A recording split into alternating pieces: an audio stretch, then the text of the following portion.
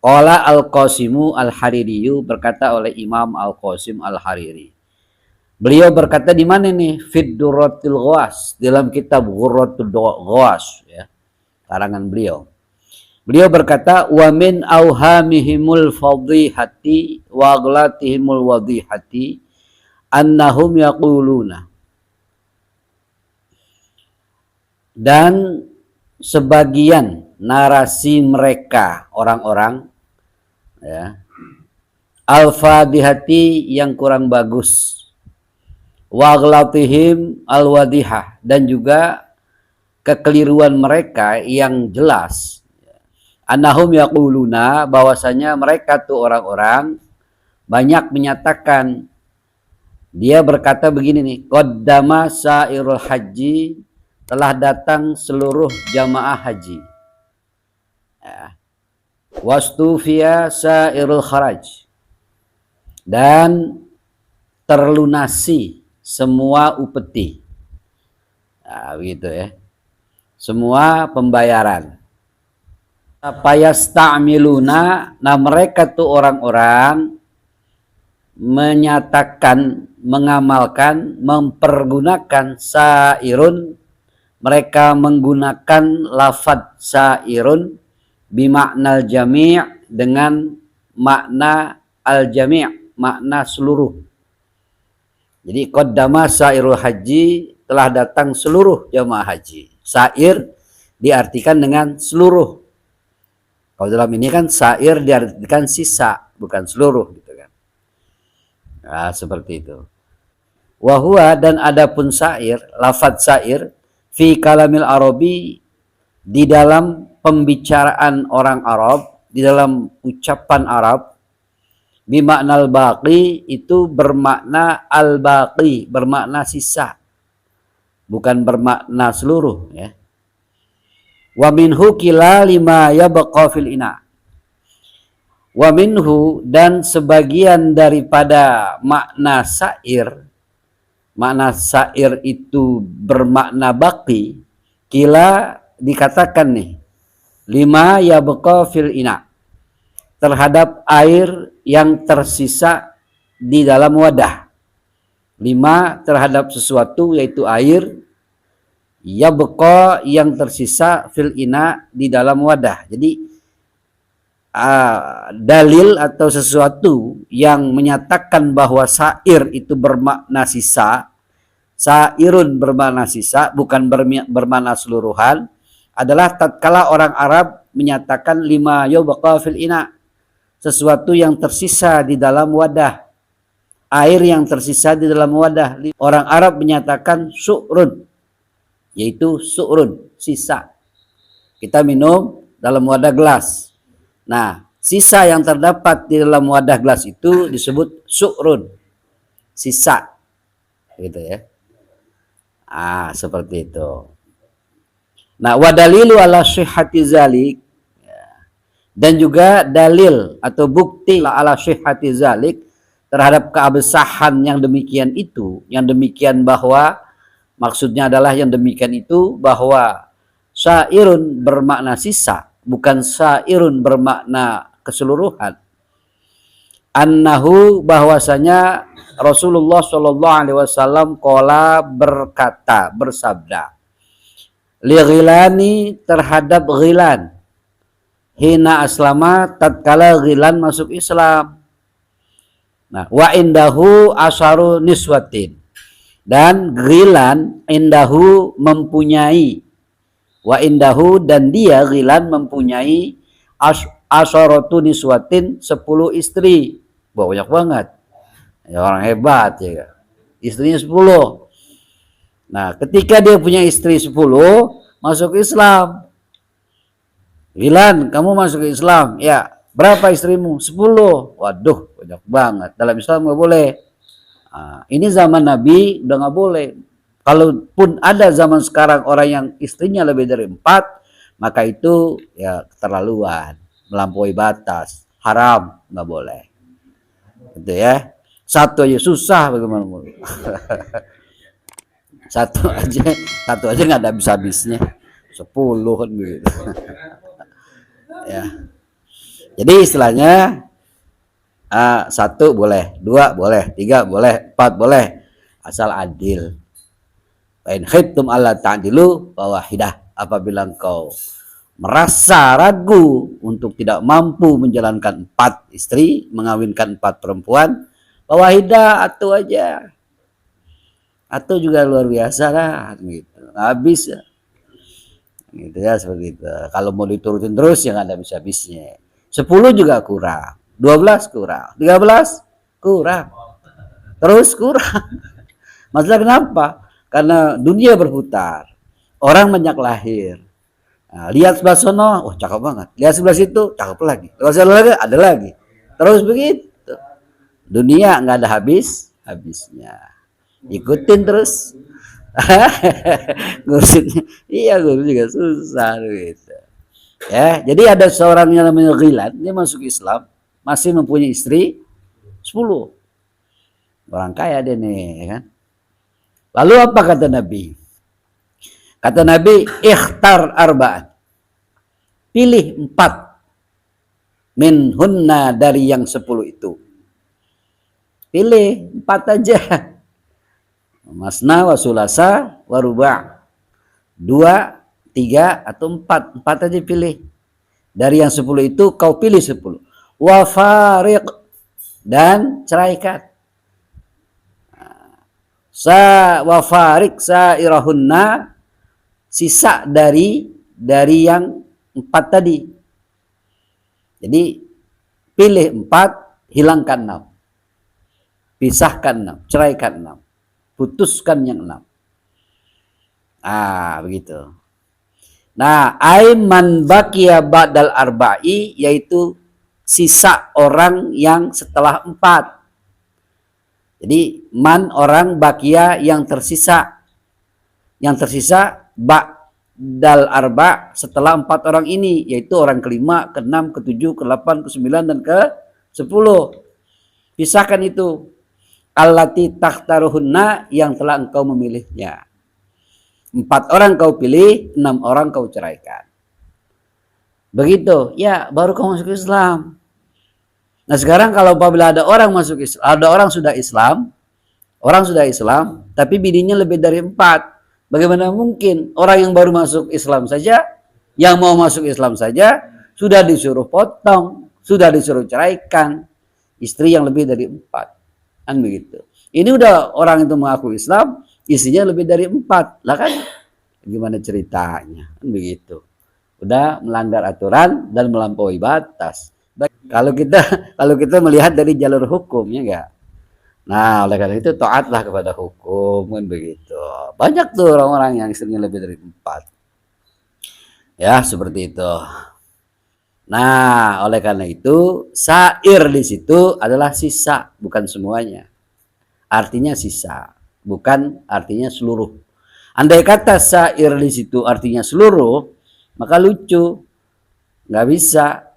Jadi pilih yang 4, kalau arti seluruh nih, pilih yang 4, pisahkan, ceraikan semuanya, seluruhnya, kan nggak mungkin, nggak bisa. Jadi sair maksudnya di situ adalah maknanya sisa, yang tersisa, itulah sair. Ya.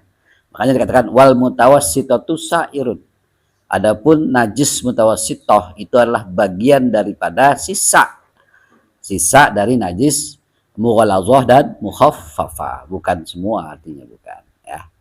Begitu. Nah, kemudian wasahihu, dan adapun yang sahih, anna saira, sesungguhnya kata-kata sair, sisa, artinya sisa, itu yusta'malu fi kulli bakin, digunakan pada tiap-tiap sisa, qalla, sisa dari sesuatu yang sedikit, au kasura, atau sesuatu yang banyak. Jadi sesuatu yang sedikit ini punya sisa, ya namanya sair. Dan sesuatu yang banyak ada sisanya pun namanya sair. Sair itu bisa sisa dari sesuatu yang banyak, bisa juga sisa dari sesuatu yang sedikit. Itu namanya sair. Sairun, sisa, gitu ya. Bukan semua. Nah, kalau kita lihat kamus-kamus ya begitu, Mas, sairun sisa, ya. Nah, kemudian juga li ijma'i ahli lughah. Juga sepakat ahli bahasa. Ahli bahasa ala anna makna hadis, bahwasanya makna dari sebuah hadis. Sepakat ahli bahasa mengenai makna sebuah hadis. Ada hadis begini nih. Iza syaribtum fa'as'iru. Iza syaribtum, apabila kamu minum, fa'as'iru, maka sisakanlah. Ada orang yang mengartikan ini fa'as'iru diartikan maka habiskanlah seluruhnya. Itu bermakna jami', bukan bermakna baqi. Padahal menurut ahli bahasa, iza syaribtum, apabila engkau minum, fa'as'iru, maka sisakanlah. Fa'as'iru bukan bermakna habiskanlah seluruhnya. Bukan itu yang dimaksud. Gitu. Maksudnya bagaimana nih? Ai abaqu fil ina'i baqiyata ma'in. Ai abaqu, sisakanlah fil ina'i, di dalam gelasmu, di dalam wadah minummu, ya, baqiyata ma'in, sisa dari air minum itu. Baqiyata ma'in, sisa dari airnya, sisa dari air minum itu. Jadi kalau kita minum enggak dihabiskan semua, sisainlah sedikit. Gitu.